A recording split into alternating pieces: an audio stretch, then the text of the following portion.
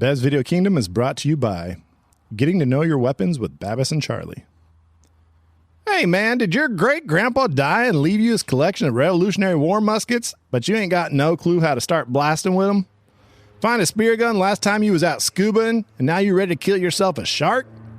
You watch Game of Thrones too many times, built a ballista in your backyard, but now you got no clue how you gonna bag yourself a dragon? Well, shit, man. Just check in with us, Babis and Charlie. We'll show you the ins and outs of all sorts of weapons so you can get to killing in no time. Our step-by-step videos will show you where to load ammo, the bolt, the rock, the spear, the potato, the empty beer can, or what other projectile you'll be taking down that bull elk with. You in a pinch and need to kill that asshole next door who won't shut up about how good the Cowboys are playing? Check out our vid on making a slingshot from a rubber hose and a push-up bra. That Jerry Jones-loving motherfucker won't know what hit him. So like and subscribe today and shoot the shit that need to be shot with Babis and Charlie. I feel like Babis and Charlie have fucking 14 fingers between them. Not much for maiming. Get the job done.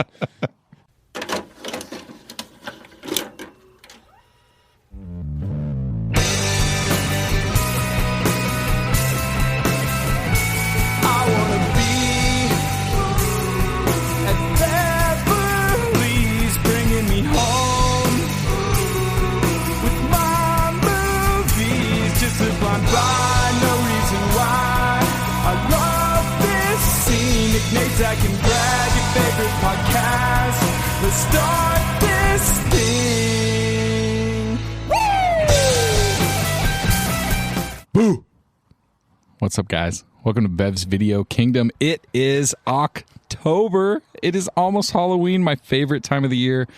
Nick is dressed up like a transvestite cheerleader. Scott he's a merman. I can see his costume right now. I wish furry merman. I wish this was a visual medium because you guys could really see Scott's tail and all the things that he's got going on. Coconut bra and everything. Oh, yeah. Brad is dressed up like the drug dealer from Spring Break.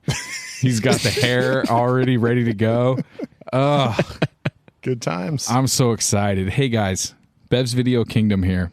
It was my pick. This is Zach, by the way. Nick, how you feeling tonight? Great. This skirt is riding a little bit, but I'm good. Scott? I'm doing well, even though I don't know why I'm here yet. Oh, I love that. I'm sure we'll get into it. Bradley? I'm on drugs. You don't want no part of this shit. Brad's parents didn't thoroughly check his Halloween candy, so he may be fucked up tonight. Who knows? Them needles, they got to me. Hey, if you guys are listening to this, obviously you enjoy what we're doing. So let's get on those social media apps and let's share the podcast. Let's let everybody know. If you have a bunch of people that you know that like to laugh, let's get them onto this stuff. We can share it. We can like it. We can do the heart emoji. Send it to everybody that we know. What do you guys think? Yeah, throw some reviews. We'd like some reviews, on the Apple Podcast or Spotify, whatever you got to do. Just show some love for us and actually tell your friends, share it out. Say, hey, you like laughing? I like laughing. Let's laugh together. Tell somebody that's not your friend. I'd prefer that. Tell your enemies. Roll down your window right now and yell to the car next to you, hey, are you listening to BVK Podcast? If you do that, we might have some stickers for you at some point. Oh, shit. I like that. Enticing the audience with stickers. Little preview. Might have some stickers, some merch coming up. My 5-year-old daughter will do a lot for stickers. Okay, so last week we decided that we were going to go spooky and we were going to scare everybody and we were going to watch Ernest Scared Stupid, one of my favorite old school movies. So on Monday, I got my family all together. We sat down in the living room. I've got a 5-year-old, a 9-year-old, and an 11-year-old, and we watched Ernest Scared Stupid, and holy crap, it went over like gangbusters, you guys. For reals. These kids loved the movie. They were that's awesome. Enraptured. They would laughed at all of Ernest's hijinks. They were scared of the trolls, like legitimately scared. Made me think back to when I rented that movie at Bev's Video Kingdom, and I was legitimately scared by it. But there were some executive decisions made.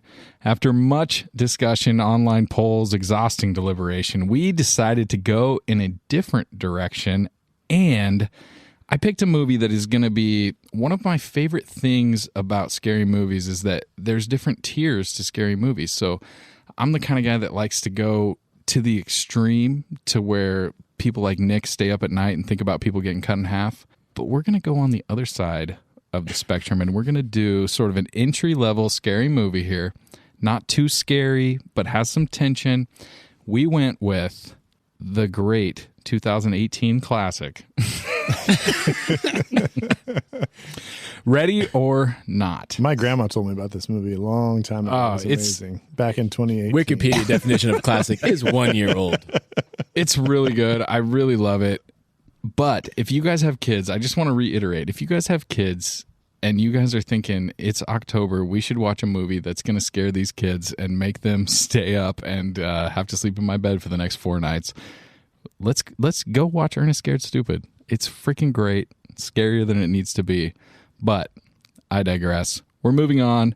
Ready or Not, directed by Matt Benelli-Olpin and Tyler Gilpit, came out in 2019. It's a raucous 1 hour and 35 minutes. I love the length of this movie. Did you guys appreciate that this was not a 3-hour epic? 100%. I actually was one of those things when I saw the movie and I looked, I said 135 or whatever it is. I was like, Shit, yes. beautiful. That means they're going to get to the point. It looks Exactly. fun. I think it's going to be a fun 95 minutes, and it was. No filler. Exactly. Get to it. Yeah, Yep. it's great. Yep. Super fast paced, some laughs, some scares. It stars Samara Weaving, Adam Brody, Mark O'Brien, and the beautiful Andie MacDowell. Real Very- quick, I got to stop you just for a second because when you chose Ernest Scared Stupid, and rest in peace Jim Varney, and the fact that he's scaring and entertaining new generations of kids, I love it. That's awesome. But let's talk what happened to Nate with Ernest Scared Stupid. So speaking of Jim Varney dying, we've got Scotch Beck filling in tonight. I just, if we had some somber music, I would play it in the background.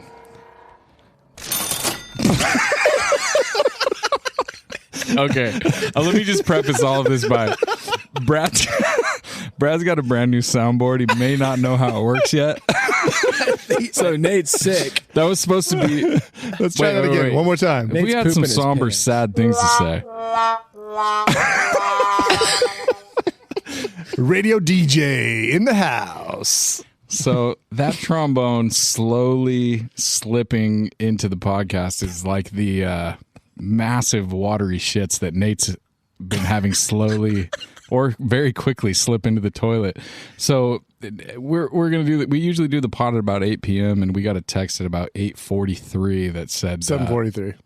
Yeah, 7:43. Time moves that said, backwards guys, in the past. there's no way that I'm doing the podcast tonight. My butthole is turned inside out. Turnt. That butthole turnt.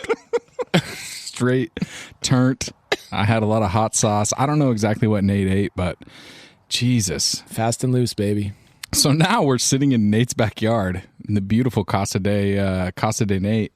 It's a lovely evening. He's got the fire going for us. We showed up. All the equipment was set up. Nate is nowhere to be found. So if you tuned into the podcast expecting some very sexy, deep, rolling baritone that was going to just really set the speakers, if you got a set of 12s in the back of your Honda Accord that you really wanted to slap down the road listening to the podcast, Vibrations for days. I'm going to tell you guys right now, We got Scotch Beck. turn up your mids, turn up your tweeters, because we got Scotch Beck. Pretty much the exact opposite. I honed my voice by singing Anthrax, at harmonies to, so. Speaking of Nate, though, I don't know what's going on with him and his wife, but I did see his wife in there holding a bottle of X-Lax and doing the whole Jim Carrey from Dumb and Dumber. For fast, effective relief. She's got a serious maniacal grin on her face. All right. Scotch So, Beck, welcome to the pod. Scotch Beck. Thank you guys so Hell much for yes. having me, and I'll do my best to bring my voice to a satisfying level. For I love that. That's all good. I'm all right. I just went from 6 to midnight. Thank I don't know you. about you guys. I'm All very right. aroused. Well, no one can take the place of that silky, velvety, smooth beautifulness. There's no other way to put it. Yeah. I just picture so when I picture Nate, he's super stoic and he's just always kind of in control. And then now I'm just picturing him with like high pitched screams as he shits himself on the toilet. Oh, listeners, we try to amuse you, and sometimes we get a little graphic, and this might be a little over the line. He's sleeping 15 feet away from me right now, and I hope I just woke him up with my high-pitched laugh. Okay, so, ready or not. Easily accessible. This movie cost $6 million to make. It made almost $60 million worldwide. Huge success as far as stuff like this goes. Horror movies, they kind of lend themselves to being able to have a low budget and be, you can make a horror movie for $3 million and then have it make $100 million, and all of a sudden you're a sought-after Hollywood director. See Jordan Peele, you know what I mean? See these guys that are doing, I don't want to step on later, but the guys that directed this movie are doing the new Scream movie. This is this is the way that you can make your way in Hollywood, because in order to do blood and guts and practical effects like that, you don't have to spend a whole shit ton of money. As far as I know, like the only CG besides the satanic scenes in this movie was the nail scene where Samara Weaving's climbing out of the pit and throws her hand onto the nail. That was the only thing that was CGI. Oh shit! So $6 million made $60 million, easily accessible. So if I'm being completely honest, this is not the type of movie that I typically gravitate towards, but this really just kind of works into the thing that I do to myself. I like to torture myself. I hate myself. And so I will watch every single movie that is either a horror movie or slightly scary that comes out. And I know that I'm going to hate 99.9% of them. And I do hate 99% of them. They're almost always terrible. But I watched this one and I really enjoyed the ride, and I thought the guys would like it. I thought this was kind of a accessible movie for people that want to watch a Halloween movie, want to get a little tiny bit scared, but also want to have some good comic relief and some comedy in it. I typically don't like movies like this. Like I said, Cabin in the Woods, people love that movie. I fucking hate it. It's not that good. It's trying too hard to be clever. I think this movie tries a little bit less, which kind of makes it fit right into. It's a perfect balance of fun, comedy, tension, a little bit of gore. Kept my attention the entire time. Samara Weaving is absolutely amazing in the female lead. She's one of the great final girls. She can do no wrong, in my opinion. I love her, but I'm gonna kick it to Scott. I just want to know, what is your first opinion of this movie? What did you think when you watched it, and what was the situation where you found yourself watching it? So this is one of those movies that I call it a surprise, happy finding movie or something. Like I just kind of stumbled across it, sitting there on an afternoon, and I remember seeing the previews for it and thinking, okay, that seems like a good movie, but I didn't tend to watch it. I'm not a huge horror fan. I'm fascinated by horror movies, which is really weird. Like, I don't like to really be scared, but I've been known to go on Wikipedia and read the synopsis of them and see how people die. And I don't know why I'm fascinated by it, but I don't really want to watch it. But and then not watch it. And then not watch it, dude. And what's funny is, like, I hate spoilers more than anything in the world. But I'll take spoilers all day long on horror movies because I don't really want to be scared. Scott, I am in that boat with you 100%. I'm laughing in my head right now because I'm like, that's exactly what I do. Like most horror movies, I'm like, I know I'm never going to watch that, but I want to find out how people die. Yeah, right. I don't want to see it. Yeah, I read all about Human Centipede. Yes, right. I don't want to watch it. I heard all I need to know. I've read all 7 Saw movies or however many there are on Wikipedia. Yeah. So it was just one I stumbled across, and I actually missed the very, very beginning, which was probably just the wedding, and didn't really miss a lot of the setup, but really entertained. Super fun movie. And if you missed the very beginning of this movie, I would say you saw the superior cut of the movie, because we'll get into that later, but I think that was a good move for you. Okay. Yeah. I didn't feel like I missed anything by watching what I did. I didn't feel like I had to watch it and catch the beginning again. But yeah, just super fun. Not very scary. A couple jump scares here and there. And just kind of a really interesting, interesting ride that you go on, and you really root for this girl. You just really fall in love with her, and like she's such an amazing actress. And, or am I supposed to say actor? I believe is all actor now, or but, Actress. right. She's so good, and you just really end up rooting for her, and I really enjoyed this film. I agree. I think fun is just a great way to describe this movie. It kind of takes you on a little ride, and it's great. What do you think, Nick? Yeah, I loved it. So good. Again, I'm not a big horror movie fan, but I definitely also don't categorize this as horror movie. It's like thriller, right? Comedy horror. Agreed. Or comedy horror or thriller. And comedy horror, I think, is the comedy horror. Okay. But damn, I'm same with Brad. I pushed pause really quick, want to see what the time was, 1:30, and that did give me a boost. Hard for me to carve out time in the day. Woke up at 4 a.m. So to see that hour and a half time, I was like, I'm going to watch this shit before work. And then I'm going This back is going to to be sleep. amazing. No, I'm going to get 30 extra minutes of sleep. No, it wasn't that. Like I was going to work after. So it's like 2 cups of coffee. Like I love I'm it. in this movie, and I was able to just lock in, and it was amazing. She drives. Anyways, she's amazing. So can I ask you, have you seen her in anything else? No, and Yeah, that's what I think she's the new. She looks like Margot Robbie. Right.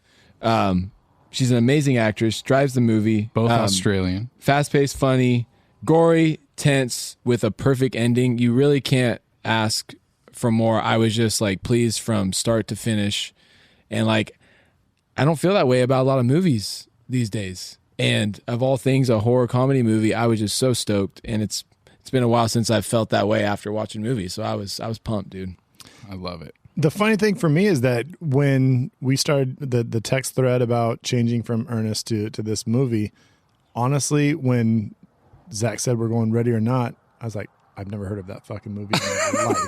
I have no Zach's throwing it clue out there. what we're talking about here. I mean, not even an iota of like who would be in it or what it would be about or anything.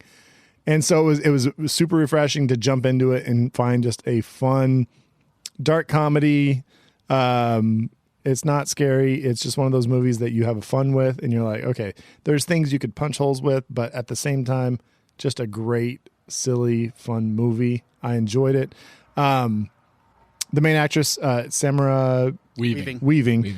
So I had seen her previous. I'm a huge Bill and Ted fan, and so Yeah, she's in the new Bill when and Ted. Face the Music came out, I dropped that day one, watched it, and she's Bill's daughter.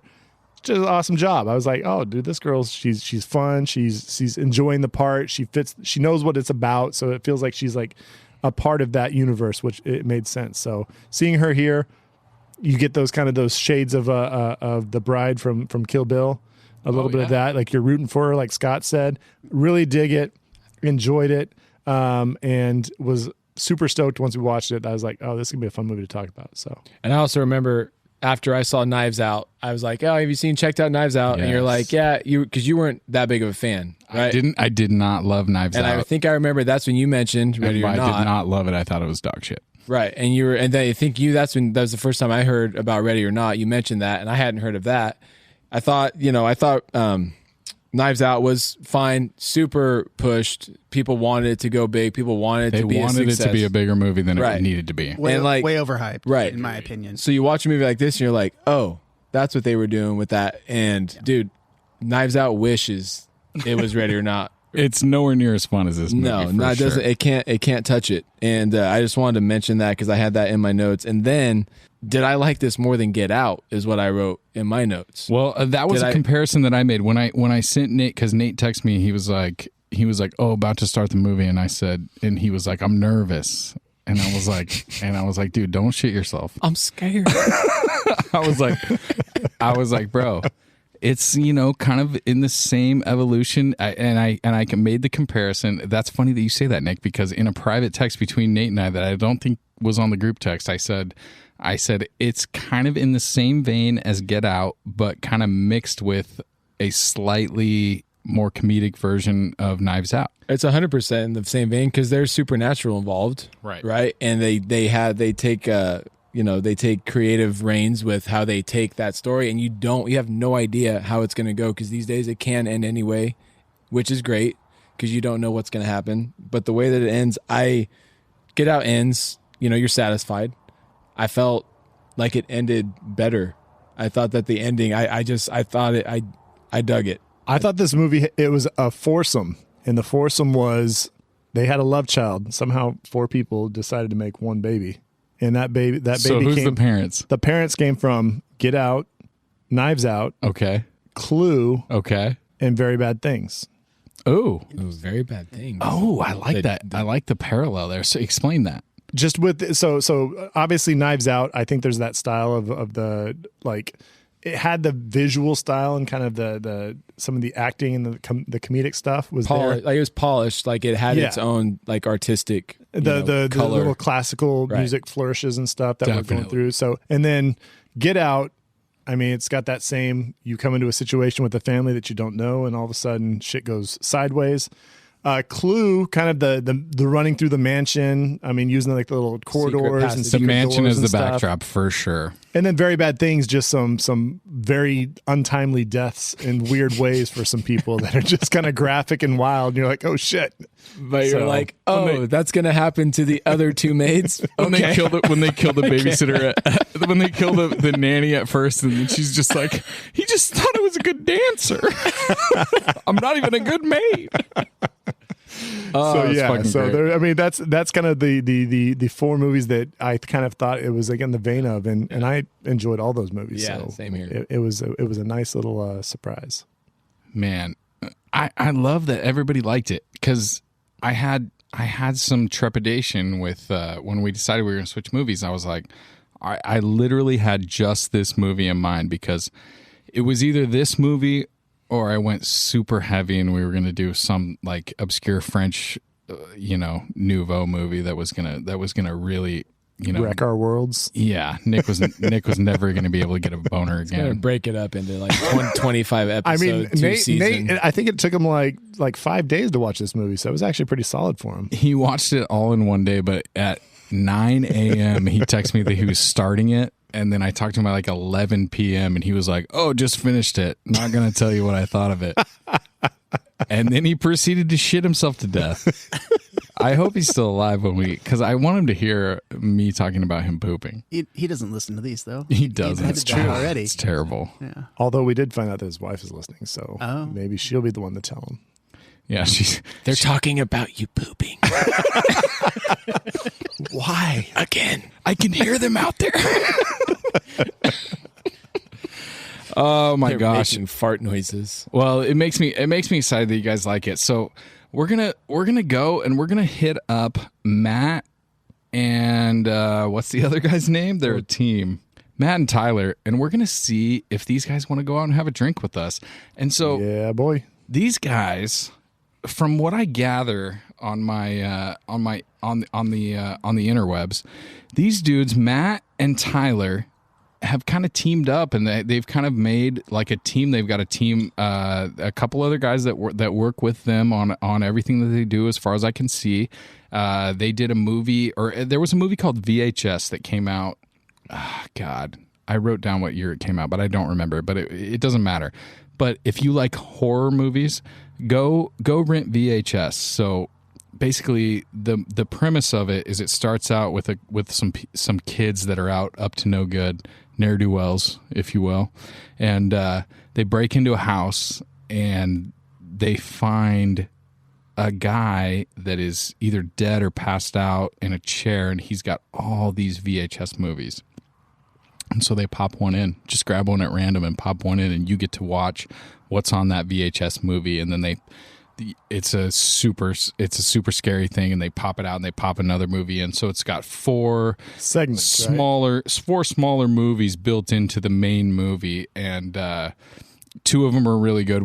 2 of them are not great, but the one that these guys did is really good. So you guys should check that out if you want to be a little bit more scared. It's definitely a step up from Ready or Not. But these guys did that. They've done a bunch of shorts, and they did this movie, and now they're moving on to doing the reboot of Scream, which is just an insane jump, I think. I mean, that's a big deal, right? I mean, I know that, we're long removed from the days of Scream, but I mean, you guys remember when Scream came out, right, Scott? It was huge. Yeah. Yeah. And again, rebooting movies that I don't think need to be rebooted. Agreed. Yeah. But these guys, I really enjoy what they did with this movie. So it actually, knowing that I had no idea it was them, Right. that actually makes me interested to see it. Makes it kind of intriguing, Yeah. right? Well, and it's not a full reboot because they're bringing back Nev Campbell and some of the Right. players from the original Scream movie. So it's not Courtney like Cox's ex-husband. It's actually continued. It's so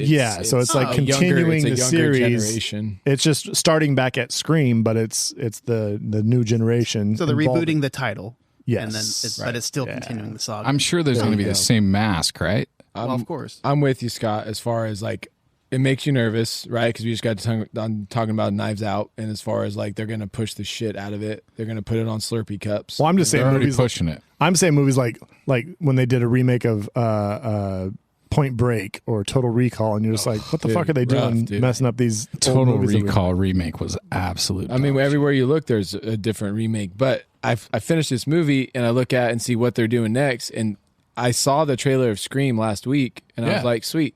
But It I looks didn't good. like. Wasn't like stoked. Like I was like, oh, that's cool. They're remaking it, you know. But I didn't maybe necessarily recognize anybody in it. I watched this movie. I see who's directing it, and I'm interested. Yeah, it now. gets you a little pumped. Right. I think the worst thing I ever heard recently about reboots is that they're talking about rebooting The Princess Bride. And I think I God. cried myself to sleep. Oh man. You crazy, you dude. can't. It's crazy. Oh my sweet Wesley. No. Ugh. Don't do Sorry that. to bring the mood down. Hollywood. Let's drink. Get some So- fucking brain cells and learn. So we're gonna sit down with these guys, and they're really interesting, and we're gonna talk about them in just a second. But I want to know what we're drinking tonight, Nikki. Can we raise our glasses? Yeah. I'm drinking with these two dudes. I'm drinking Hazy Baby.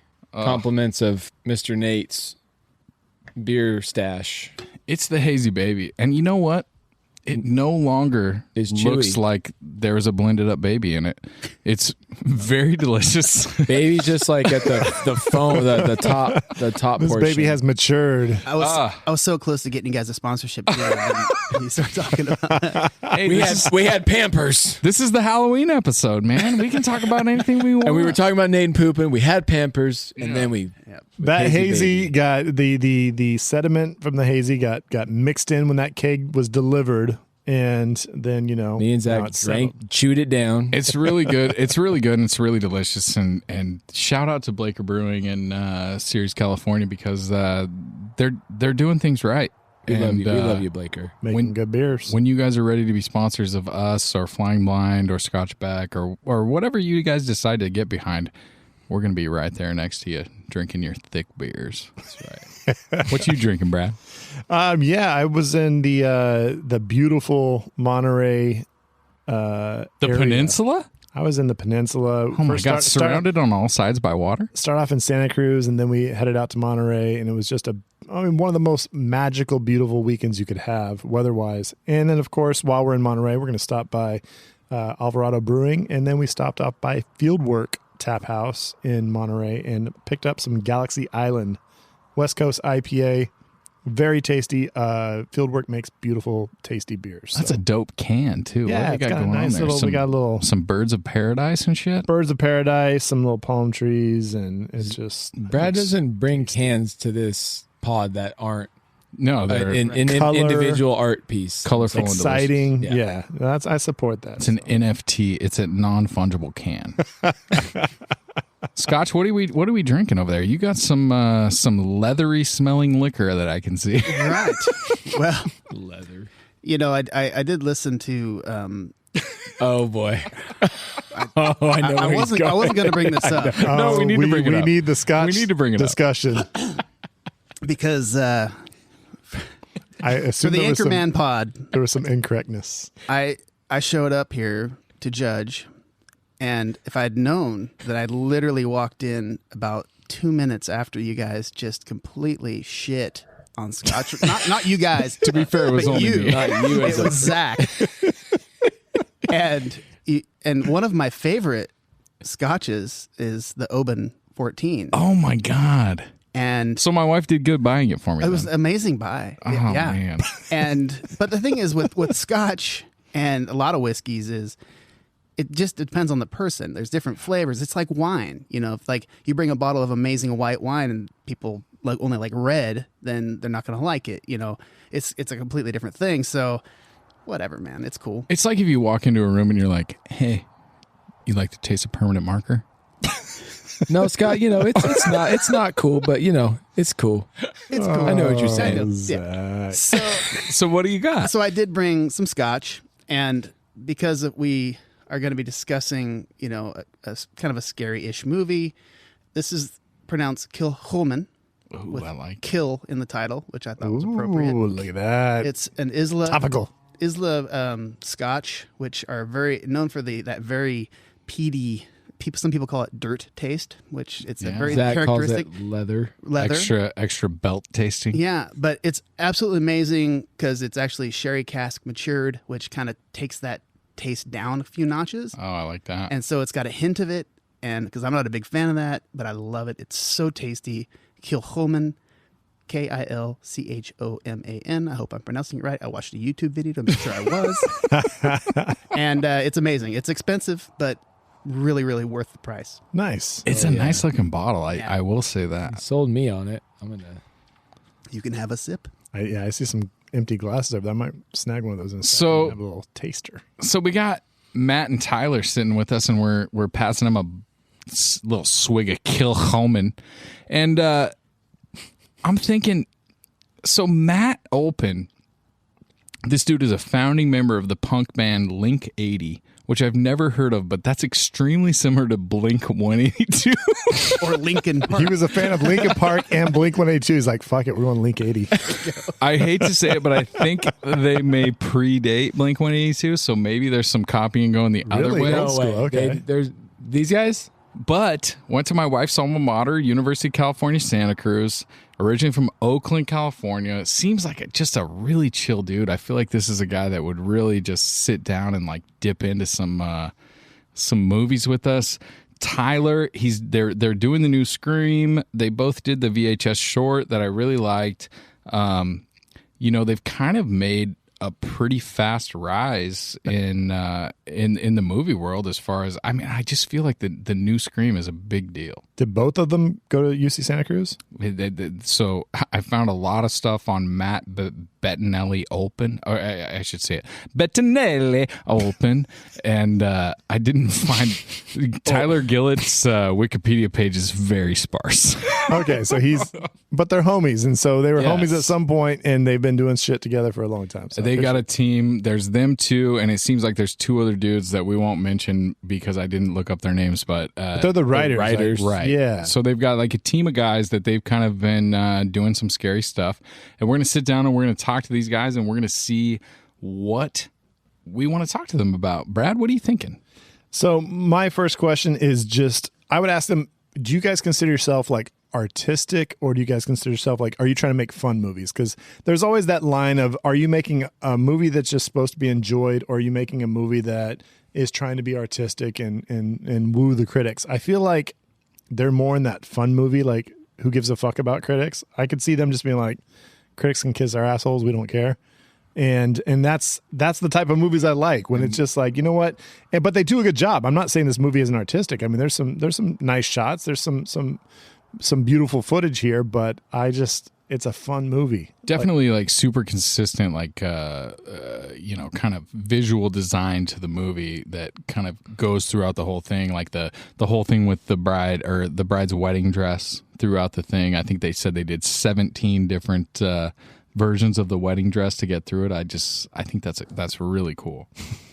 Yes, that's my first question is just, how do they consider themselves as filmmakers? Are they we're going to try to be critical darlings, or are they just like, you know what, we just want to make movies that are fucking fun? Mm-hmm. What do you think, Nick? Same thing. I had like, what is your calling card as like a thriller/horror director? I also would, my research, like they were talking about how there was a lot of other endings considered. Right. And I just want to talk to him about what the other endings were. I want to get into a conversation. I want to hear about all the other fucking choices that they went through to decide on the one that they did, which is so crazy when you think about, to make that decision and know that this is, and to feel okay with the fact is, okay, here we go. here we had 20 decisions, we had 12 decisions, and here's the ending that we're going to decide on, and let's see how this goes after sample audiences and everything like that, because the initial ending that they had, which I don't want to step on anything, was, you know, that she died in the end. Right. And test audiences said it was too dark. Well, It was too much for him. And you kind of, when you make like a rip roaring kind of horror comedy movie like this, you kind of need that uplift at the end. I don't feel like you can end on a sour note like that. What do you think, Scott? Yeah, this would have been a major bummer if Agreed. it ended like. I mean, I enjoy a movie that ends on a bummer note every now and then. Like Seven is one of the biggest bummers ever, but I love that film. So yeah, I actually have a more literal question about the movie itself and the game that the little box, and she chooses. Yeah. I want to know a little more about that. As far as, is hide and seek the only game? Like, if they get that, that's the one that it's to the death. Are the other games to the death too? Or because one of them says I got this, but was she just fucking with her? Or like, is there backgammon to the death? Or like, how do I'm That's curious. a great about question. I think Or some of them just like fun little like, oh, we're Yeah. gonna have a fun night tonight. Look, And so we're playing she- Twister. Yeah, she- Oh yeah. So she can get lucky, and they just have a fun night, and they enjoy, and it's whatever. And then it's like the prophecy's fulfilled if she gets that card, and they have to go through with it. I was just a little confused on, or is it always this? I took it like, if you get grouped, and you're gonna be able to clarify it, or Zach will. So they talked about checkers, chess, Old Maid, that they played those games and they were done. They made it through those. But no matter what, as part of the family, you have to be in the group that goes and kills. Like you're in the family, so you're part of the kill team that goes and kills when it's time for Ready or Not or hide and seek. You're a murderer, like you're kind of grouped into that family. So whether you play chess or Old Maid, you're in the family, so you have to partake. Right. You have to get the old school crossbow and the musket and all Kill that Team good stuff. 6. So what I took from it was that there's only one card in the entire deck that makes you you get think killed, it's and that's the rigged? hide and seek. Right. Yes. Okay. And I think he even says like you pulled the wrong card. You know, her husband tells her, you pulled the wrong card.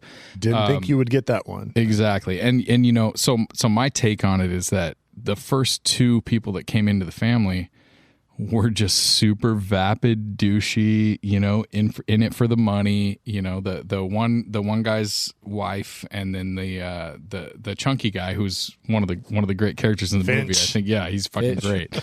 So Fitch. Is that Fitch. Fitch? so they Fitch, got to play Old Maid and some bullshit because you know, the devil knew that those guys weren't going to cause any problems. But I think they knew that if they had given Samara Weaving's character an easy card and she had gotten through, then if it came down to it when they were going to have to kill somebody, she wasn't going to be in for it. So they needed to kill her. like that. You know, her husband rolled the dice and he fucked up pretty good. I also want to say I love playing the record to start the hide and seek. That was I thought that shit legit. was so cool. Kind of like it had the same vibe as that's the part that gave me the Get Out vibe, is the Run Rabbit Run song on Get Out. It's very similar to the hide and seek song, which I love. And Zach, while we're in Drinking with the Director, I actually, because you're the horror movie aficionado here, I just want to get a conversation between you and, you know, if we're going to make an awkward conversation with these two directors about other directors, which, you know, we can make it awkward with them in the room, drinking with them. But your thoughts on other, like, what directors are out there that you know of that are doing like kind of cool things, whether it's fun, keeping things fresh and fun, I don't know about anybody keeping things or like, fresh and fun. or just being original, taking an original I approach mean, you to got- filmmaking. Is it the Midsummer director? You I got mean, like- Ari Aster who did Hereditary and Midsommar, and you got Robert Eggers who did The Witch and The Lighthouse, and I mean those guys are in my opinion, on the leading edge of. I mean, I don't even know how to say it, but I want to say smart horror, good movies that also happen to be horror movies. smart horror. Oh man, I mean those guys are leaps and bounds ahead of a lot of the stuff that's going on out there right now. Right. You've got like Nicholas Winding Refn that did Drive and did another one about some models in LA that sucked. You know, he's kind of doing some really cool visual stuff, but I mean those two guys, Eggers and Ari Aster, are just, I mean those guys are on a different level, but those are different movies. I mean, this is a fun romp, and those are, what a lot of people describe as kind of like depression porn, or like kind of sad and shitty just to be sad and shitty, which I really dig. Staying in that space and just seeing what happens in that world.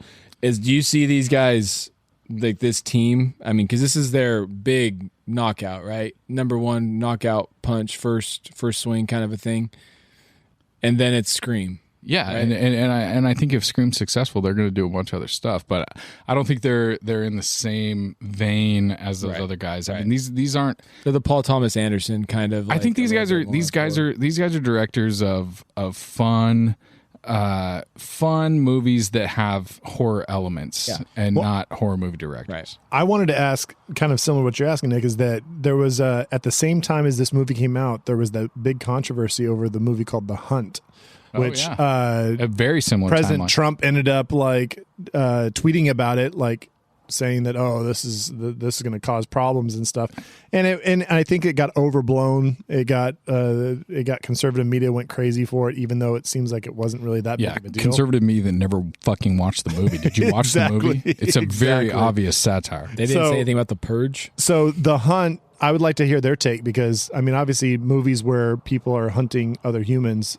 Same vein, and this one obviously takes a fun take on it, and I would just want to know what their take on the controversy was, and if it felt awkward, the fact that they have a movie coming out that's doing similar things. Obviously didn't have any political slant, but the fact that they got involved, that this other movie got involved in some political bullshit. They I guarantee you they love The Hunt, because I watched The Hunt, and it's, I mean, so that's probably the clearest parallel, and I couldn't draw that one because I don't think anybody saw that movie, Right? But it's great. It's Is it really good, and it's very much in the same vein of silly, not really scary, but there's some gore and there's some it's kind of a political satire. Not kind of, it's very much a political satire. And the fact that conservatives were upset about that movie is fucking hilarious to me, because it just makes me think like, oh, that's cool. You're upset about some shit that you never watched. That's awesome. Like you saw on the news that I should not like this movie. Yes, so I'm not gonna like this movie. Liberal elites are hunting conservatives is the plot line of that movie. They bring a bunch of conservative, outspoken people on social media, conservative people on Facebook and stuff, and they bring them onto this little spot, and then all these liberal elites come out and try and kill them. And yes, that's the storyline, but if you actually watch the fucking movie, you realize, oh, okay, this isn't a bunch of liberals saying we should kill all the conservatives. It's definitely not the point of the fucking movie. What a shocker! Somebody jumped to a conclusion about something they didn't watch or Yeah, read. I saw a Facebook post about that movie. I have a mat that's called a jump to conclusion. My other take that I wanted to ask the directors is, what is their obsession with people choking on their own blood? Because there's multiple characters that are choking on their own blood, and they do it very graphically, and the audio's turned up, so you hear them choking, interrupting people at times as they're trying to talk. I'm like, what is this obsession? They like showing people choking on their own blood multiple times. I'd also like to explore the fetish of Robert Palmer lookalike. Oh yeah, instead of holding bases, remember those little videos like Addicted to Love, and and very similar look with the slick back hair. It's like, I want to know, it's like, were you guys into Robert Palmer? The extras from that music video. Yep, the dad's age appropriate, so maybe that was his jam. He was like, oh, I like that look. So She did say he's only into me because of the way I dance. Yeah, she just kind of rocks back and forth like the video. I like how we just both did the move, which is amazing. Pod. We were synchronized right there. Again, if this was a visual medium, you guys could have seen some serious dancing from my fellows here. So, I mean, the real question that I would have is that I wonder, because about 4 years before this, Wolf of Wall Street came out and Margot Robbie kind of blew up. I wonder if, because I guess Margot Robbie was the one that they wanted for the main role instead of Samara, who's amazing in this, and Margot Robbie would have killed it too. They're both great. They're both Australian actresses that are absolutely beautiful and would have been absolutely awesome in this role. But I wonder, I mean, this movie did really pretty good for when it came out. I wonder if Margot Robbie stars in this movie, if this is a big hit. Probably. I think so. I mean, which would be a bummer because she is so good. Samara Weaving is so good. And hopefully this leads to a lot, like to her own thing. And hopefully it doesn't, her kind of looking like her, like Margot Robbie doesn't like keep her from getting roles. Hopefully she is very successful and does really well. God, I would think if you look like Margot Robbie, it's not going to close any doors for you. Very good point. I mean, the movie did well, obviously. I mean, like, as you were saying earlier, I mean, horror movies, the one thing about horror movies that I do like is that such a great theater experience. So this came out at the right time, pre-COVID, where this is a movie you can go to a theater and you watch it with a group of people and you're going to be cheering, you're going to be laughing, you're going to be like, oh, there's going to be some shock moments and stuff. And that's the fun of a horror movie. That's why I don't go see them in the theater, which I should, because that would be like the more fun experience. So then when I'm thinking about watching them at home, I'm like, I don't want to watch it by myself. This sucks. So 100%. Get Out in the theater was fucking amazing. yeah. So I mean that type of movie, I like that idea of the experience of going to the theater and seeing it. So they did well, made money, and you can make money that way. So. All right, boys. Thanks for coming in. We appreciate you guys sitting down with us and having a drink, but we're going to send you on your way off to get the new Scream movie ready. I'm sure you got plenty of just fantastic footage to pour over. They're going to cash those Scream checks. It's going to be beautiful. Oh, God. I can only imagine. The guy from Link 80 is just And also, down. they're after Blink-182. Their ages, like, they look young. Yeah. They're after Blink. I disagree. I'm going to go with Blink 80. How old do you think Blink-182 are? Those dudes are like Quite 50 old, now. yo. God, Very, they have very to be, old. right? Yeah. Yeah. I loved them so much back in the day.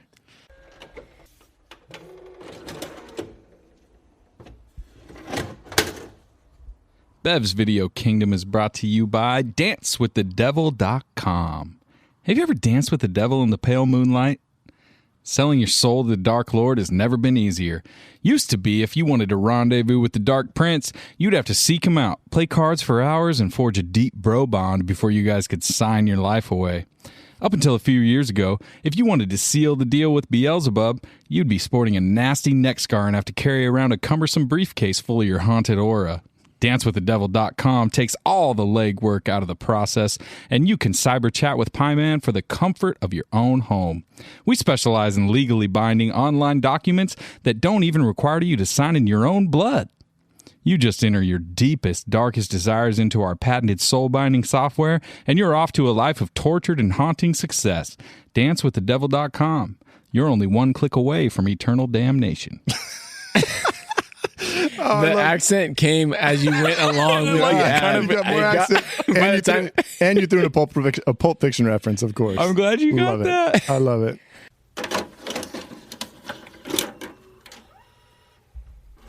Okay, so we're moving. I digress. But I digress. I say digress a lot on this podcast. All right, so we're moving on to our next category. It's going to be snag, body bag, fuck, marry, kill, whatever you guys want to call it. So the first one we're going to do is shag. This is going to be something that you love only enough to fuck it, I guess. I'm not sure exactly. Hey. You're not taking it home from mom, but you're going to have a good time with it. Kick it down. We're going to see what Brad's got. What are we shagging from this movie, Bradley? You know, we've already kind of covered it, and so I'll be quick, but just popcorn movies. The fun movies, they don't take themselves too seriously, but you can definitely pick at them a little bit and be like, oh, that shit. Like you could pick at them if you wanted to, but the movie's so fun that you don't even care about them. That takes the fun away from it, right? Yeah, If you pick exactly. it too much. So you could pick this movie apart in different ways, but at the same time, that's not the type of movie it's trying to be. It's just, hey, you watched 90 minutes of fun silliness and you enjoyed it. That's all you got. You don't have to think about it too much. You don't have to try to criticize it. Just enjoy it. That's what I did. 100%.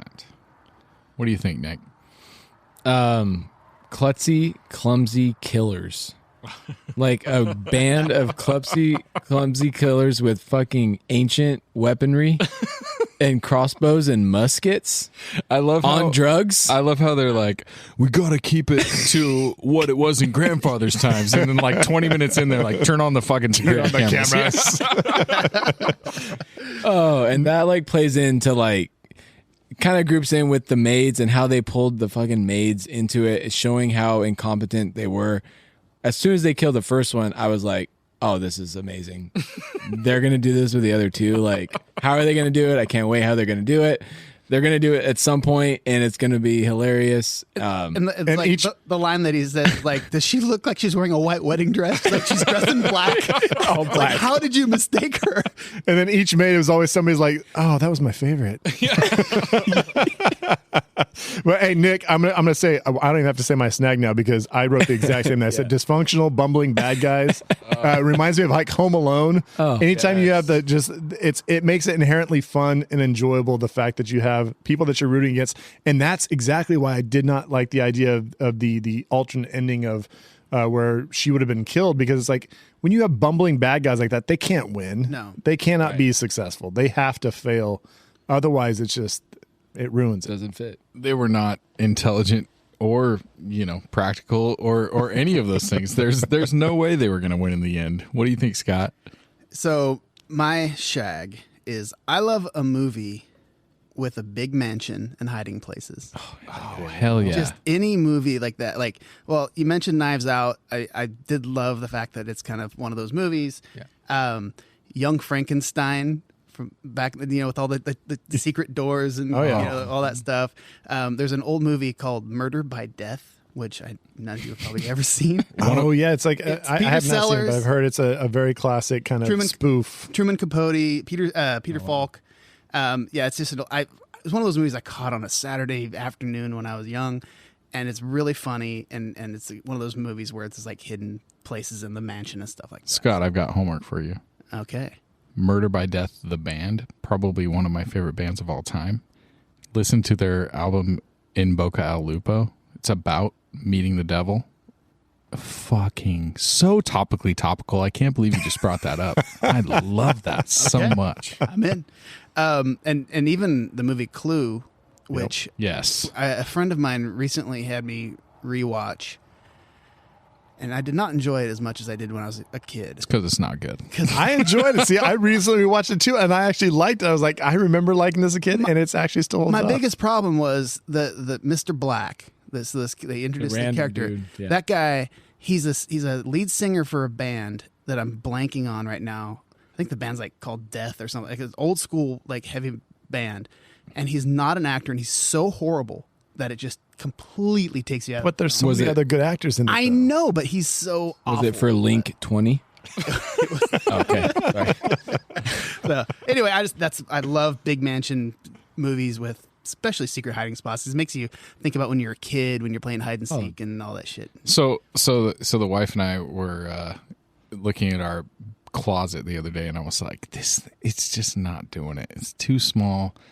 And we were fantasizing about when our son is old enough to go off and do his own thing when he's like 29 or whatever age kids go off and do their own thing. Took him a while to get out. And so we're gonna push the wall out of the closet. And I said, if we push the wall out of the closet, it's gonna be really big back into that other room. Why don't we put a bookcase where you touch a book and then it opens up and we have a secret room back there? I don't even know what we would put in it. And what book would you like pull? Oh, it would for sure be like Fear and Loathing in Las Vegas or something like that. And you pull it back and then the bookshelf opens. Secret openings are always the best. I mean, dude, that's so fucking cool. So fucking cool. I'm 100% with you on that, Scott. So in. So my shag was just, we've talked about it already ad nauseum, but accessible horror. Something that somebody that doesn't like scary movies can sit down and watch and then kind of think to themselves, okay, that was a little bit scary. Like maybe I could like step my game up. You know what I mean? I think that it can be sort of a gateway drug to something a little bit scarier. People can kind of get their feet wet and then move into something else. I watched this movie with my wife, who is admittedly the biggest fucking scaredy cat on the planet. She doesn't like anything scary at all. And we watched it and she was like, that wasn't even scary. That was fun. I liked it. You know what I mean? So I dig that. I showed my wife the trailer and she was like laughing and she was like, oh, that looks fun. And I was like, yeah, that's what, because I kind of explained the plot to her. She's like, that sounds ridiculous. And I was like, no, it's like a fun movie. And then I was kind of thinking like, oh, I have a 14-year-old son and 15-year-old son and 11-year-old daughter. And I was like, maybe we could watch it. I was like, maybe it's a little bit too graphic and stuff for the 11-year-olds. So, But now that you watched it, don't you think like they could probably handle that no problem? I think my son for sure. Yeah. My daughter, 11, it's a little graphic. She might be having get like a marriage complex where she's like, oh, I want to marry somebody. They might want to murder me immediately. Watch out for those dudes. Yeah, I love the accessible horror angle of this because I can specifically remember a couple examples because I did not like scary movies when I was a kid. I Right. didn't So wanna watch them. what got you into the vein? There was 2 movies I can think of, and it was over at a buddy's house. We'd always hang out over there all the time. And the first one was Aliens, Oh, which Aliens, the Alien. second one. or The second one, Alien the or Aliens. Aliens? Yes, the Yes. better of the two. right with because I think it was the fact that you had Marines with firepower and they Hell could yeah. fight. You And know, Bill and Paxton. It made me feel almost a little bit safe, and it was cool. There's So a fighting chance. right, and the same exact thing was with, and this is not a good movie, but with Freddy Krueger, the Dream Warriors, Nightmare on Elm Street. Was it 3? I think it was the third one. Okay. Sounds about right. The Dream Warriors, same thing. They could kind of fight back because they all had these special Right. powers.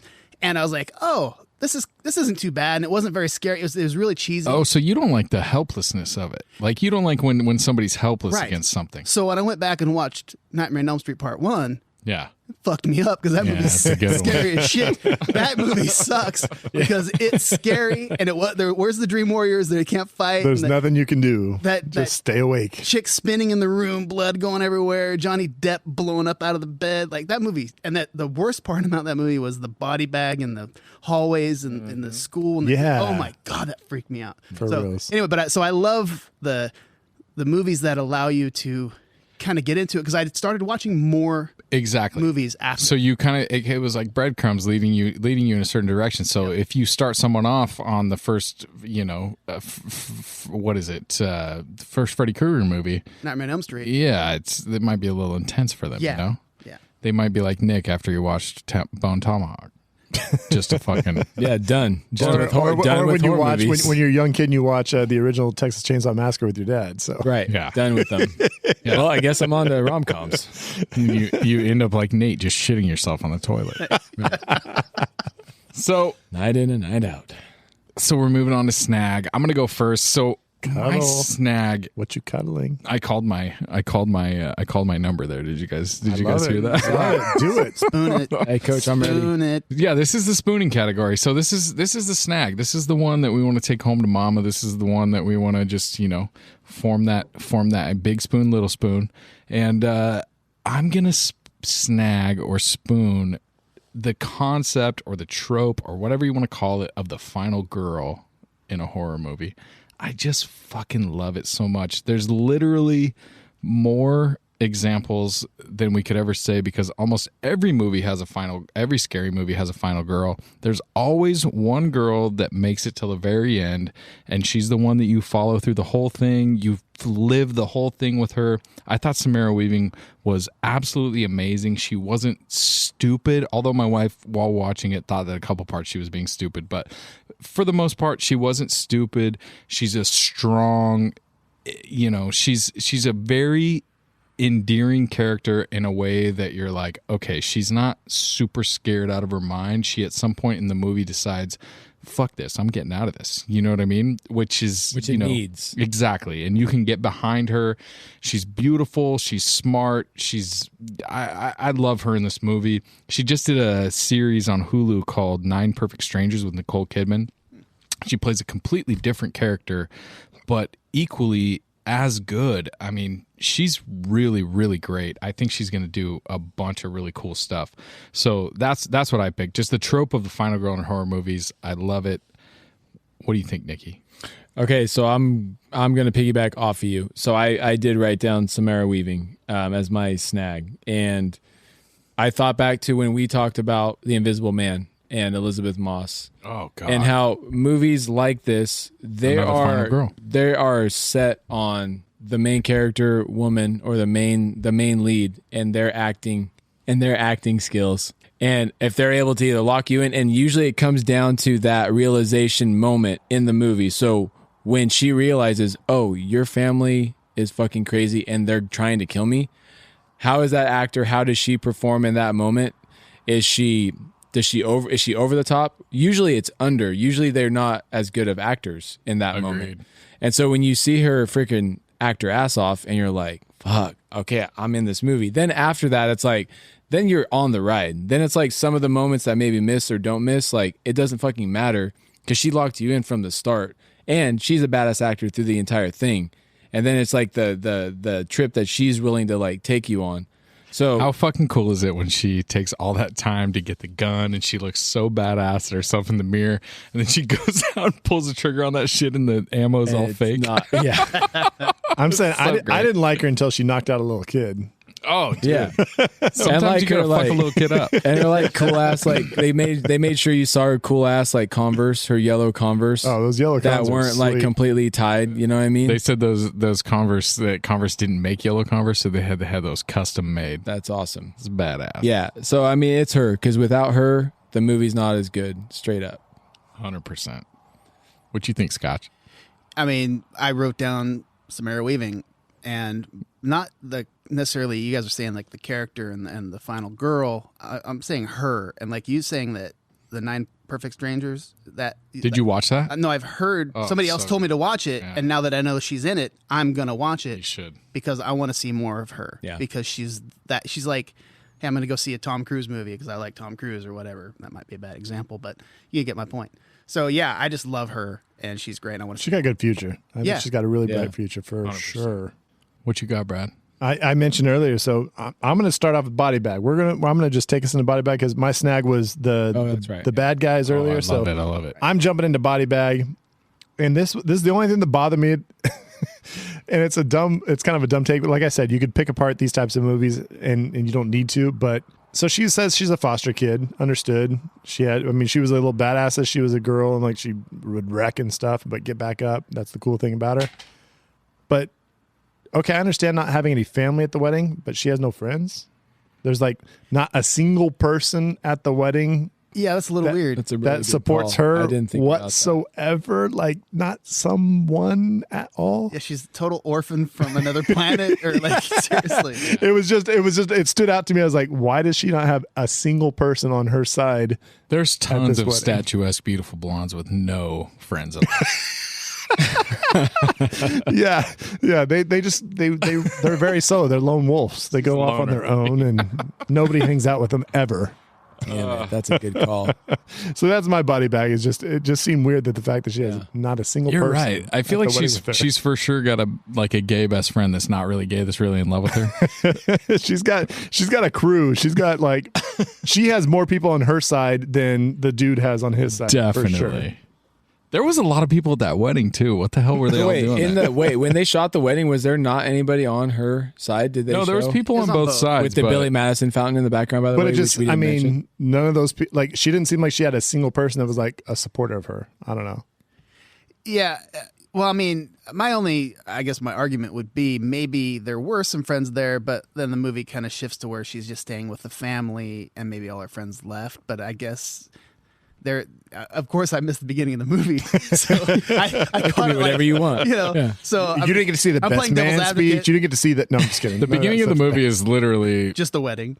well, we'll get into we'll get into it right now. So it's my body bag that is the beginning of the movie. The opening scene, it gives away too much. So the beginning of the movie is the two the guy that's marrying Samara and his brother, Adam Brody's character, and they wake up in the middle of the night and they go out to see what's going on, and there's somebody else. And so I may be speculating on this. You guys tell me. So I believe that the man that they kill in the very beginning is the guy that married the crazy aunt with the Yes. short hair. It is. 100%. She Okay. says it in the movie. Right. She tells you that. So I just think it gives away too much. I think that if they skip that opening scene, there's definitely if you go into this movie blind, which I try to do with most horror movies. Which I did. Yeah, exactly. Yeah, I 100% think that did on this one. I think that there's a twist that it kind of throws at you that, oh shit, they're going to try and kill her, that you don't see coming unless you've seen that opening scene. But then it's Get Out. It brings then up the it's question Get Out of the kid's intention. They had to show that because you had to see the one brother protecting the other brother, like, so you don't know if he actually knows what goes down or how much it actually is serious or not. And after the first watch, like I went back and watched like in the beginning again, and like, do they make an effort to say the names to let you know which one is which, or is it a frailty situation where you're trying to guess throughout the movie? Is the brother the one that hid the brother in the closet? No, but they say They make it very sense that the drunk is the older brother. Right. Right, but if you're just watching that movie for the first time and not really paying attention, like that's some pretty fucking obscure details that you're not paying attention. You need to know it because then by the end of the movie, because they keep showing the drunk brother and like, is he going to save? Because they made it clear that the drunk brother is the one that hid the fiance or the husband in the closet. So the one in the closet is supposed to be the good one who isn't tainted and who is good. They show that so that throughout the entire movie, you think that the fiance, that the drunk brother's going to be bad and that the husband's going to be good. So because they show them in the beginning, they set that twist at the end. Not just at the end, throughout the entire movie, because the drunk brother crosses paths with her 2 or 3 times where he can kill her. Yeah, he kind of goes towards like, I'm going to be the bad guy. No, I'm not. I'm going to be the bad guy. No, I like the beginning. I like movies that open up. Boom, you're like running through hallways and stuff. So I like that. I like being immersed into a situation. I like that part of it. But I feel that I don't know. I felt like there was a twist at the beginning that kind of could have got you a little bit. You wanted it a minute. You wanted it an hour 20. You're selfish. That's a selfish decision. Hour 20. He wanted to start where it's just you have no clue, and then he wanted the girl to die at the end. He wanted the super depressing. I didn't want her to die at the end, but we got alternate endings coming. Could have been more intense. Too. Yeah. What do you think, Nick? We're body bagging. We're body bagging. We're killing motherfuckers. So, I wish there were more use of secret passages. Totally. I saw secret passages. I'm like, oh fuck. I think they're going to use them. Like they're all over this place. This house is cool as shit. It's the house that they filmed. I think it was the X-Men. They had a bunch of different stuff. X-Men, Billy Madison. Well, there's 2 different houses. One was a Billy Madison house. One was the X-Men house. And the Billy Madison fountain was in the wedding. That's in the background with the jet skis and all that. It's fucking awesome. It's hard to see it differently after I learned that. Like, I'm glad I didn't know until now. I know, same here. It's all in Canada, right? Both in Canada. Yeah.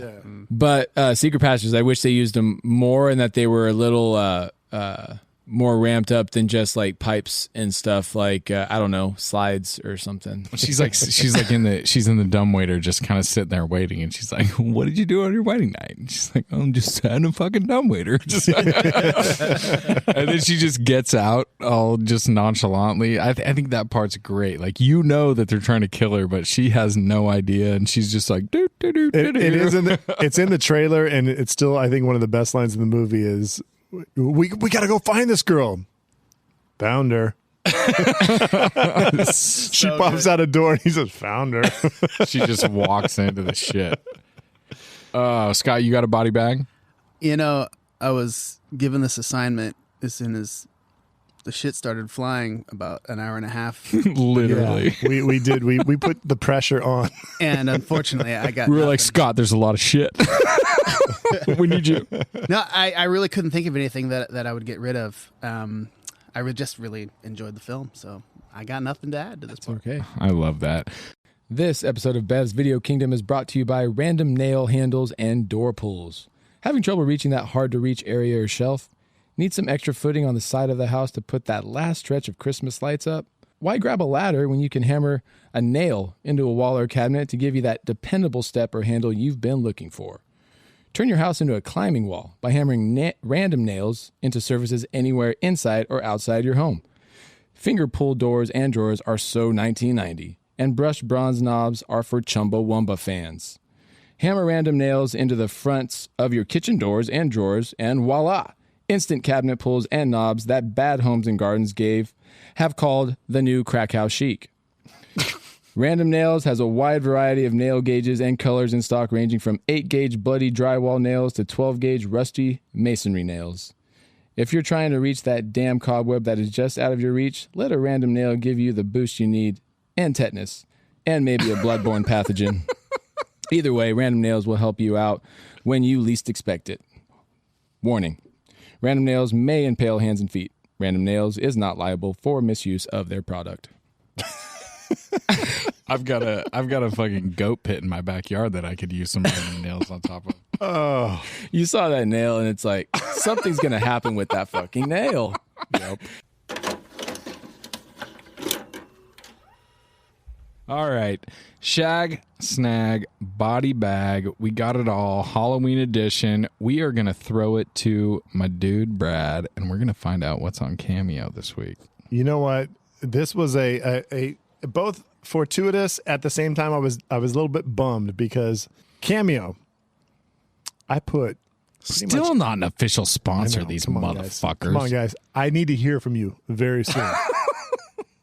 You think this thing's gonna last forever? Nah. We can drop this category anytime we want. Talk to us, Cameo. You hear me? I know I'm popping some algorithm right now, and you guys are like, oh shit, they're talking about us. We might just drop it right now. Well, speaking of this movie, I put every motherfucker's name in this movie through Cameo. Nah, Nothing nothing. Not even the guy from from the OC. Clear and Present Danger. None of them. I was super shocked. Not a single person. Now, Yeah, what that I guy. did come across though, and this actually dad- makes the dad. sense because since he's not here, we don't have an ASMR moment. Oh, we should get Nate shitting for the ASMR. God. Would that be perfect or what? We'll cut that. That, in I would post. say that Cut would be in the post. opposite of perfect. That would be the absolute opposite of perfect. No, but what I came across, I think one of the girls or actress's name is Elena. And when I looked up Elena, it showed up Elena ASMR What? on Cameo. Is it one of the maids? No. There's just some random person named Elena ASMR. That has nothing to do with the movie? Has nothing to do with the I movie. And love she's on this. Cameo, and so she charges to do her like ASMR shit. But this is the best. She had a little tagline under her name that says, "Hello there. I'd love to make a cameo for you." And then in parentheses, please note, I can't use my usual mics for cameos, and I'll turn down anything I'm uncomfortable with. Wow. Which means that there's some people asking her for some terrible shit. They were like, eat this peach. Eat it seductively like Nate does. Yeah, so I think Nate, unfortunately, he's got a future in Cameo. There's literally no one on Cameo in this movie? I was shocked as hell. That's crazy. I thought for sure 7 people would be in this, but not a single person. Not Figured like there's the a ton butler of big stars. who got cracked in the face So- with a teapot. Yeah, I would mean be the, there. the drunk guy that was on the OC. I haven't seen him in anything Yes. else. Adam Brody. Adam Brody. You Like thought he'd be making I some thought money. he'd be making a little bit of money. But Elena ASMR, if you're craving that ASMR moment that you didn't get because Nate is shitting his ass everywhere, So wait. I want a competition right now because I crave the competition. How much does Elena ASMR see, you're not charge? supposed to ask that because You don't right know the now she's not officially taking Cameo. She used to. Right now she's not. But how much did she used to charge? Do we Remember, know I don't that? get to find that shit out. They, my when they're former cameoers, they're still on there, but they don't say how much they used to be. Okay, Brad, think of a number between 1 and 100 that you think Elena ASMR would charge. No one's going to check this. Pick a number, and There me will and be Zach zero we- fact me, Zach and Scott will Considering how guess. much Cameo I've looked at, I've got a number in my head. Okay. Nick, you go first. 35. 36. Scott, you can do it to him. Just do 37. I'm Go gonna guess $37. $75. I win. Shit. Who said 25. 36? I did. No, you did. I was thinking 44. Oh my God, I'm so good at this And the category, only you reason I'm guys. thinking 44 is because she had that whole little thing about they're like, I'll turn down anything I'm comfortable with. I think she had to kick the price up because people were just like, hey, say this shit. Say Yeah. this shit. Got Bob She's like, Barker. for that, I'd have to charge $69. So that's Cameo for the week, y'all. Cameo, hit us up. We're still waiting. I mean, even if it's Cameo who sang Word Up, I mean, it'd be nice to hear from him.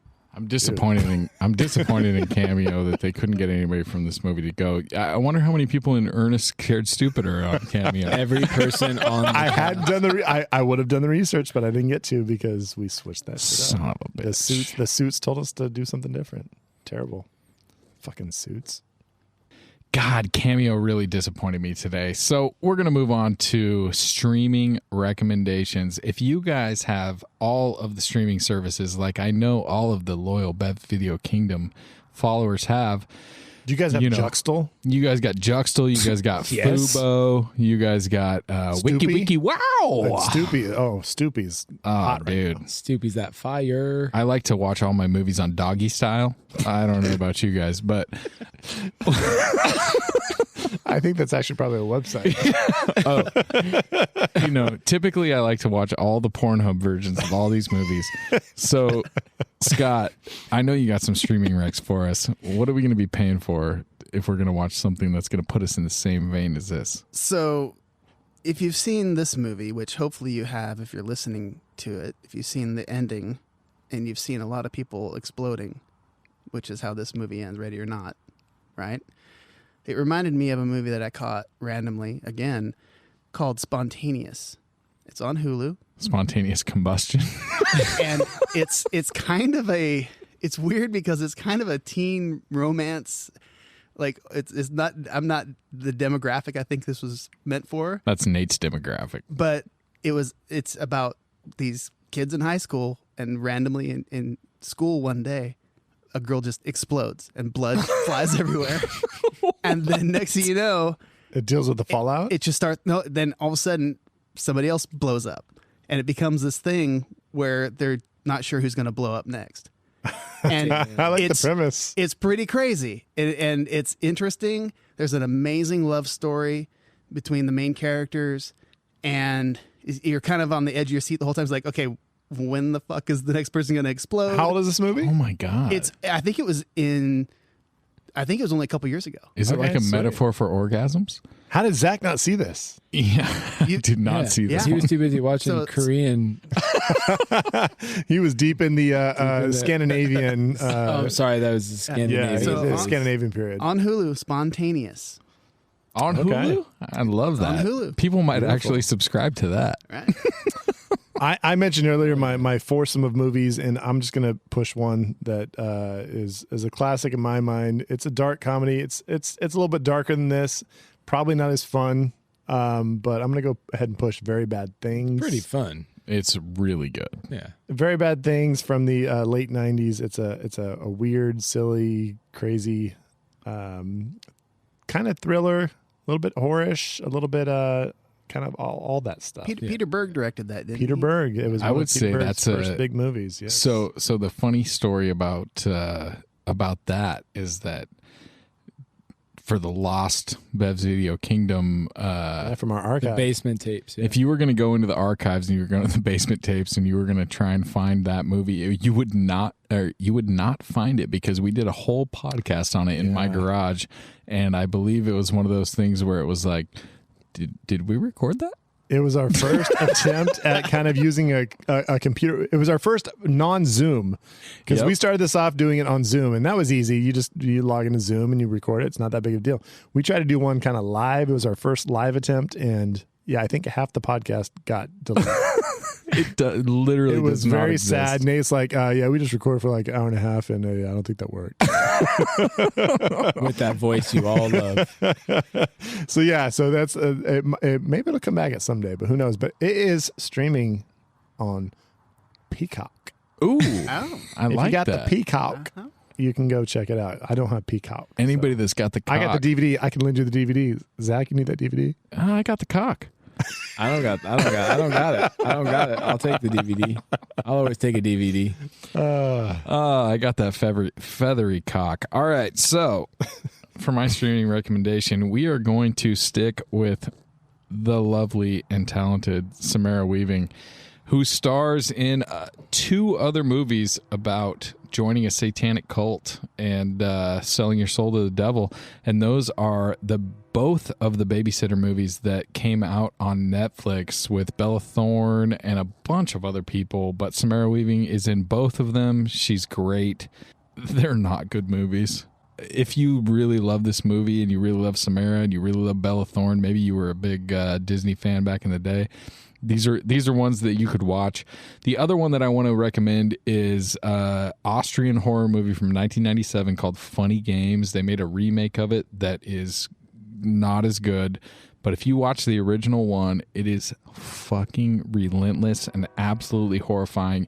If you guys feel like watching one that is not going to have a happy ending where everybody turns out good at the end, and you want to be, it's one that sticks with you, I would definitely check out Funny Games from 1997. Make sure you watch the 1997 version because the other one's not as good. It's on HBO Max, and it's really amazing. We're kicking it to Nick. What do you think, buddy? What do you got on Fubo? All right. So on Hulu. What's that? I got No Country for Old Men. We're talking about a chase, right? There's a hunter and a hunted, and you got Javier Bardem, Tommy Lee Jones, Josh Brolin, Woody Harrelson.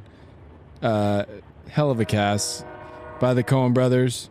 Definitely on the darker end of things, but it's a great movie watching experience. I recommend it to anybody who hasn't seen it before. So yeah, that's my pick on Hulu. So real quick, I just wanted to clarify something. You recommended The Babysitter, but you said it wasn't a good movie? He said it was not a good movie. It's not that it's But it not, gives you feels. It's not that it's not good. It's just that it's But it's not a very Samara good Weaving movie. though. And so I did say that if it's got her in it, I'm in. So you'd recommend it if you're a fan of hers. I like Bella Thorne and I like Samara Weaving. I think they're both great. I do not think that either of those movies are very good, but I watched both of them and I got up the next morning and went to work. So if that's what you're looking for, Scott's watching it. Like he's sold. I think I'm you in. should check it out. I'm in. I'm throwing one more out there before we go, just because I need to. If you have not watched The Kingsman: Secret Service, if you like exploding people, why not check out The Kingsman: Secret Service? Great call. I have never seen Because You've never seen that movie. I know. not any of them. There's several. So I don't even want to get too much into it. You just need to watch that at some point because it's a fun, It's so fun. silly movie. And talk about not just the exploding people, and I won't spoil anything for anybody, but there's another scene that is the most violent, amazingly fun, perfectly filmed action scene I've ever seen. We have a draft coming up, and at about probably 19 or 21 of those deaths in that scene could have been easily probably could be drafted. So, but I don't think they will be. But so I love watch that movie, The Kingsman, the first one, The Secret Service. The second one was okay. the second one's okay, but the first one's it is a fun, unexpected, really silly. Is the second movie of The Kingsman called The Kingsman: All the King's Men? Because if it's not, that was a big miss. They did a big miss because it's called The Kingsman, like Golden Circle, Golden or Circle, something like yeah. that. Yeah, I don't like that at all. but it does have Channing Tatum. So The Golden Compass. Now you've got me. I see. I saw, Pour me a I drink saw of you that. come to attention. Zach's had 3 erections. 6 to during 12. this podcast. It's the pleats though. 6 to 12. Oh God! All right, Let's move. now the table's tilted up on my end. Did you hear Scott's ASMR moment right now? Yeah. Oh my God! Oh, popping that Yes. scotch. He's Not to step on any toes. he's busted the hymen of his what is it called again? Cajomen. He's It's- busted it's the not- hymen. It's not hopscotch, folks. It's popscotch. Busted the. Busting that. Oh my. Shit, I just snorted. Okay, so we're walking around Bev's Video Kingdom. It's about 1994, and we are going to pick up this movie, that doesn't come out for another 20 years. And we are going to flip this thing around, and we're going to see what kind of alternate endings, maybe different, we're going to try and make this movie a little bit better. I'm going to kick it to Brad, and we're going to find out what he is going to change, move around, or reshelf this movie. Bradley? You know what, folks? I get a lot of shit on this pod for being a fan of some of the Pixar, some of the cartoon stuff, the Disney stuff. You left out puppets. Let's puppets. Like, come on, you just listed everything about puppets. We just watched the Muppet Halloween. Oh God, house. I've watched it like 3 times at my house so far. It was pretty sweet. I enjoyed it. There were some good jokes. Anyway, so I haven't done this yet, but we're gonna reshelf this movie, and we're going Pixar style, y'all. Oh, We're turning this into a Pixar movie, and you know what we're gonna do? Everyone's rabbits. oh, I like that little watership down. Pretty much the same plot, but instead of Satan worshiping, soul selling, we've got the rabbit family just genuinely concerned that the new bride's not fast enough and isn't good at hiding. She could endanger the entire rabbit burrow. So rather than trying to kill her, they're only trying to catch her, and she must escape being caught till morning. Hijinks ensue, and of course, in the end, she proves her worth. But at the same time, she teaches the family some valuable lessons along the way. I love that. So good. It's a Pixar movie, y'all. Great. It's family fun. I can't wait till the rabbits explode at the end. Pixar decides to just to throw the hard R on it. They're like, fuck it. It's about time. We're doing it. About time we have these rabbits start fucking.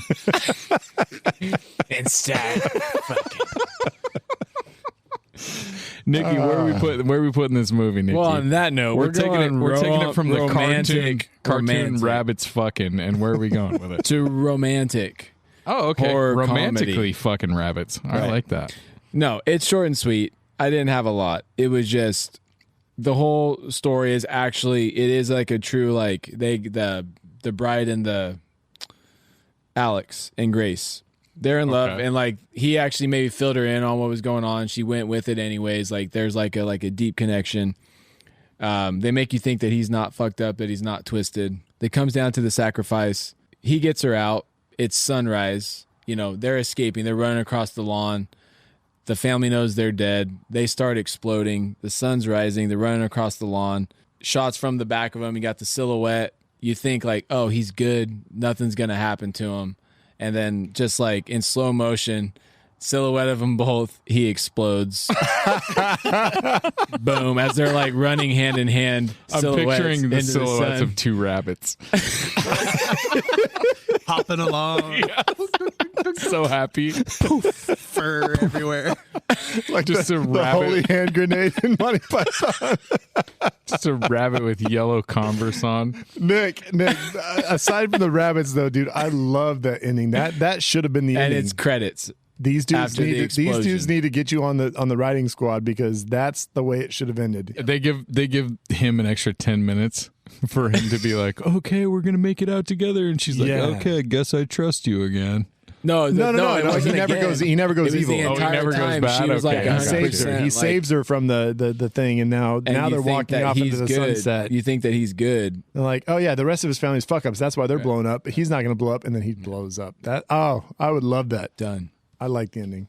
So I'm not even going to take. I'm going to take this from the horror comedy, and we're going to bring it over to like just the serious comedy level, and we're going to go on.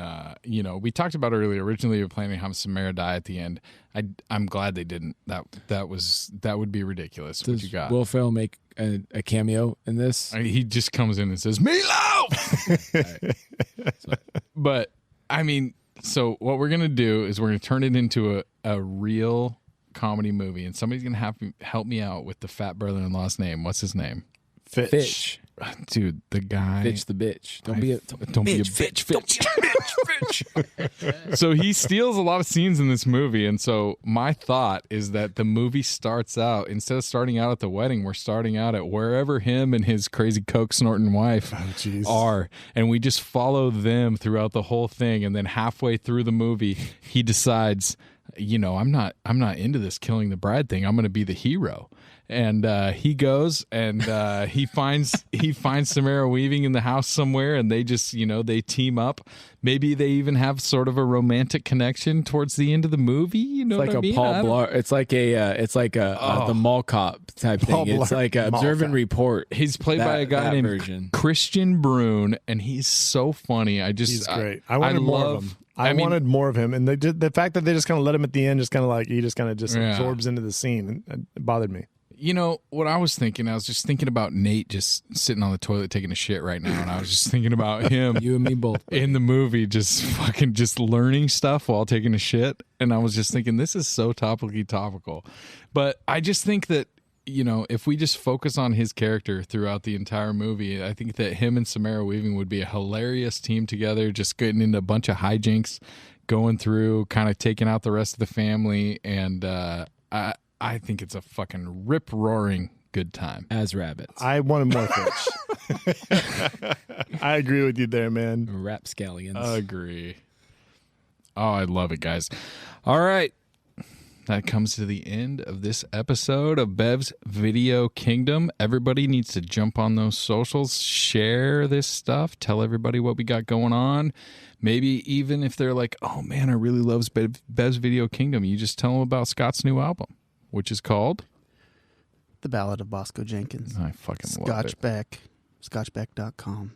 Check them out on Spotify, all the music streaming services that everybody listens to. Go on to iTunes, download that stuff. We love you guys. Thanks so much for spending some time with us. We are going to be back in a couple of days. We got a draft pod coming. We are going most memorable deaths in a movie. Very Halloween, very scary. We're going to spook everybody. We love you guys. Thanks for coming. We love you, and we miss you, Nate.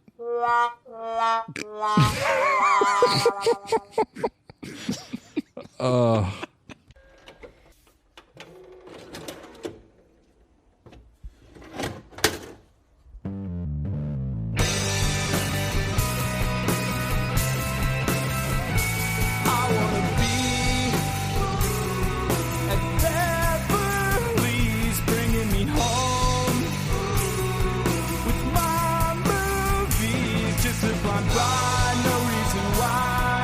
I love this scene. If Nate, I can brag your favorite podcast. Let's start this.